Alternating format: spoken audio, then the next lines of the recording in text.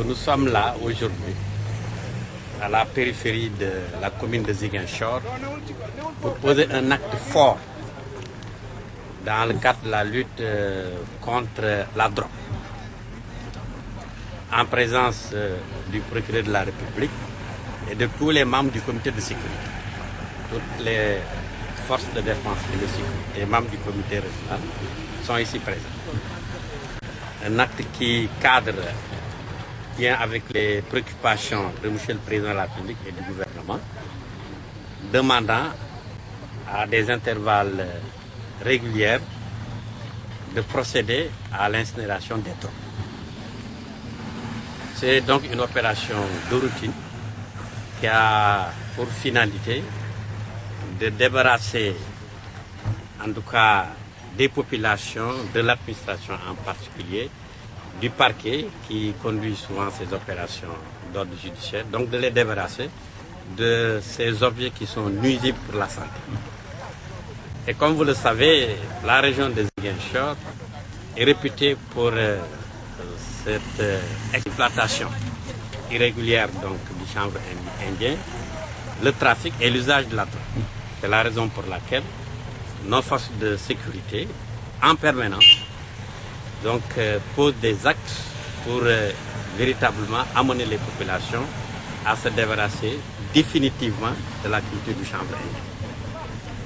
Au-delà donc du chanvre, nous avons aussi d'autres types de drogues qui sont là et qui ont fait l'objet également d'une incinération. C'est donc pour moi le lieu de féliciter tout le monde, de féliciter le procureur de la République qui conduit ces opérations, qui ont une nature judiciaire, mais également les forces de défense et de sécurité, qui donc, par des procédés pédestres, arrivent souvent à mettre la main sur des quantités importantes de drogue. Il y a de cela 1 mois, voire 2 mois, l'armée même avait saisi environ 2,9 tonnes de drogue, quelque part dans la forêt.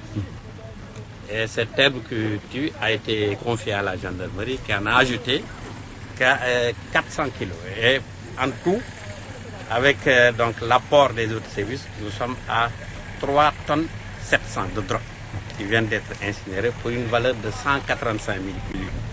Donc cela est important. C'est quelque chose qui attire les populations. C'est la raison pour laquelle nos forces de défense sont également à pied d'œuvre à tout moment pour traquer donc, ces individus et les mettre hors d'état de nuire. C'est le lieu également, après ces félicitations et ces encouragements, d'inviter les populations vraiment à s'éloigner de ces pratiques qui sont nuisibles pour la santé, mais qui n'honorent pas notre région, qui n'honorent pas notre pays. À ces activités, ces populations devraient pouvoir substituer d'autres qui sont plus rentables, notamment les fermes agricoles, comme les y invite M. le Président de la République. Et l'administration est là pour les accompagner.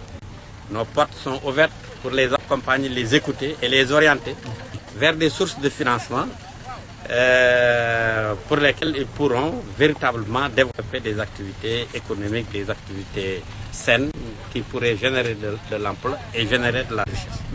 Voilà donc l'appel que je voudrais faire donc, à l'endroit de ces populations et souhaiter également que les organes de presse puissent constituer, comme à leur habitude, les relais de la puissance publique, qu'on puisse en parler et qu'on puisse donc prévenir ces attitudes et ces comportements négatifs.